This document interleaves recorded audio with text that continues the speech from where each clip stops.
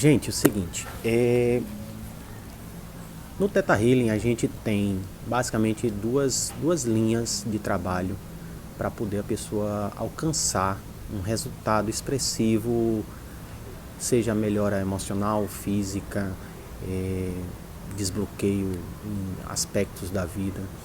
E esses trabalhos, eles são basicamente o seguinte, é trabalho de crenças e o trabalho de sentimentos, tá?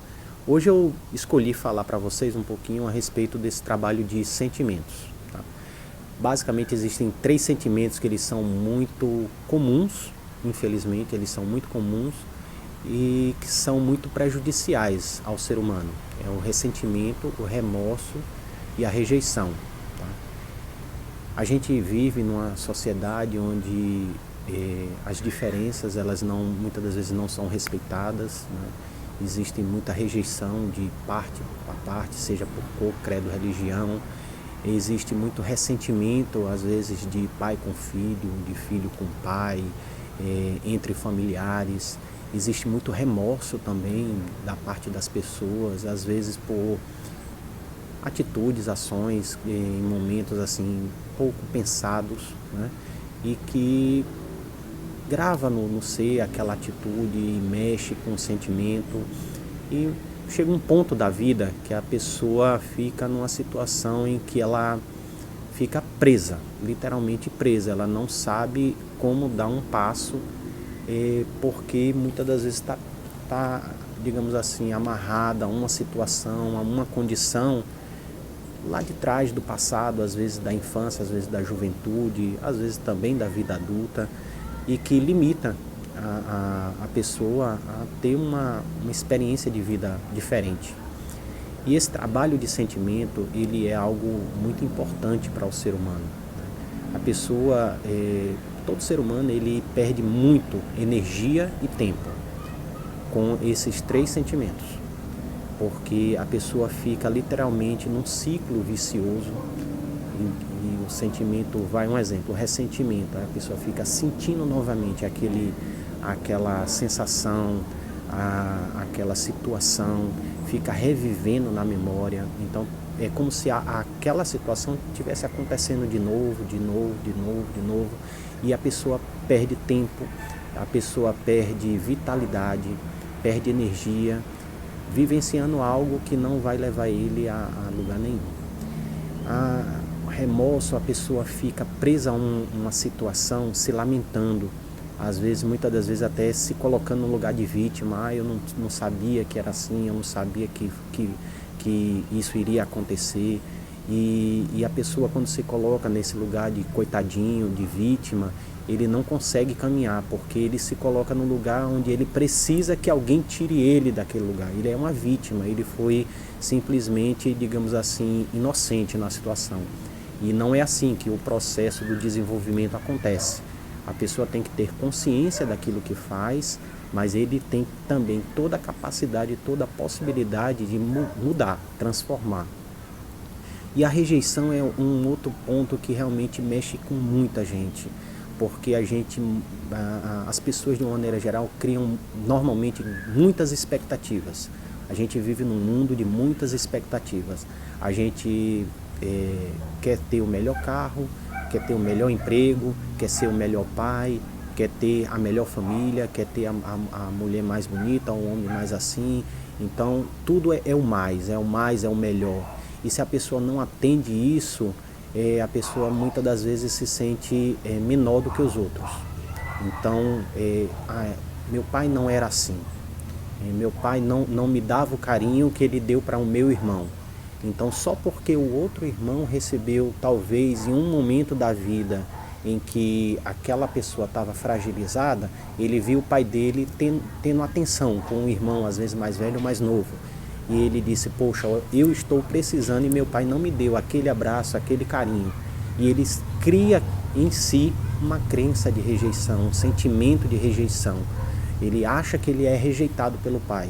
E, consequentemente, ele acaba criando todo um processo também de rejeição do pai dele. Então, ele acha que o pai não gosta dele, rejeita ele, e ele acaba transmitindo isso também para o pai. E criando diversos problemas que não tinha, digamos assim, necessidade. Mas aí a gente examina assim, será que também as coisas acontecem por acaso? Será que uma pessoa tem o pai que tem por um acaso? Tem a família que tem, a mãe, os irmãos que tem? Será que tudo isso é acaso? Ou será que existe um aprendizado maior, uma consciência superior que faz com que as coisas aconteçam na vida da gente para um aprendizado maior? Quando a gente percebe que a criação, a energia de Deus, essa presença do Criador, ela tem uma consciência maior, a gente começa a perceber que as pessoas que estão na nossa vida têm um propósito, têm um porquê. Elas são importantes em todos os sentidos. Mesmo aquelas que, digamos assim, em algum momento nos detratam ou agem contra nós, essas pessoas também têm um papel importante na nossa vida. Às vezes tem pessoas que dizem assim, rapaz, quando fulano chega junto de mim, eu tenho que exercitar minha paciência. Eu tenho que assim escutar muito e ficar calado para não ter uma confusão. Talvez essa pessoa esteja na sua vida justamente para lhe ensinar o que é ter paciência, o que é ter compreensão com a limitação do próximo. Então essa vivência de humanidade, de convívio social, ela é muito importante para o desenvolvimento espiritual do ser humano. Então, quando a gente trata de rejeição, a gente liberta o ser humano de uma algema que impossibilita ele de ter um exemplo, um casamento saudável. Porque se ele se acha, se ele não se acha com o direito de ter o amor do seu pai e de sua mãe, será que ele vai ter realmente capacidade plena de se sentir amado por uma mulher ou por um homem? Porque aquele que lhe deu a vida, ele acha que não lhe ama. Então, será que alguém, um estranho, uma pessoa que ele conheceu no decorrer da sua vida, vai ter o amor que seu pai e sua mãe tinha para lhe dar? Então, são pequenas ações que a gente observa que acabam prejudicando o ser humano em diversos aspectos da vida. A questão de a gente trabalhar um ressentimento liberta a gente de um passado que pode ter sido dolorido, mas ele pode ganhar um novo significado. A gente, às vezes, acontece na vida de a gente ter atrito com alguém, um atrito, uma discussão, às vezes palavras são ditas, ações são praticadas e que depois a pessoa se arrepende. O arrependimento é um processo que a gente meio que se coloca no lugar do outro. A gente, poxa, será que isso seria legal que alguém fizesse comigo? Isso é um passo para poder a gente entender que a gente pode ser diferente.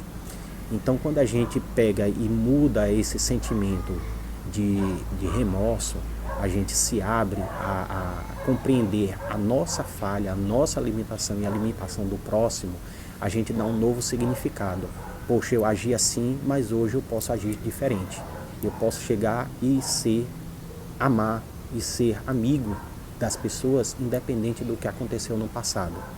E quando a gente pega essa questão do ressentimento, a gente vê que ressentir não faz sentido. A gente pode aprender a sentir de uma forma diferente. A gente pode chegar para alguém que nos machucou em um momento e a gente pode mostrar o outro lado da moeda. A gente pode chegar e dizer assim, olha, naquele momento a gente não se entendeu e a gente se estranhou, mas agora a gente pode viver um novo momento, a gente pode ser a outra face dessa mesma moeda. Então a gente pode mudar toda a condição, toda a vivência que um ser humano tem, simplesmente mudando pequenos sentimentos que a gente guarda no nosso subconsciente. E o que é mais importante, muitas das vezes a gente não sabe que tem isso. Às vezes a pessoa acha que não tem. Mas se ele fizer um pequeno exame, mergulhar um pouquinho, principalmente nos padrões que existem na vida dele, ele pode começar a perceber que algo não está ainda em perfeita harmonia, em perfeito equilíbrio, e que talvez isso é um indício, é a melhor forma de a pessoa entender o que é que eu ainda preciso trabalhar, me libertar do passado para poder criar um futuro, uma realidade diferente. Então fica uma dica aqui, trabalhe seus sentimentos.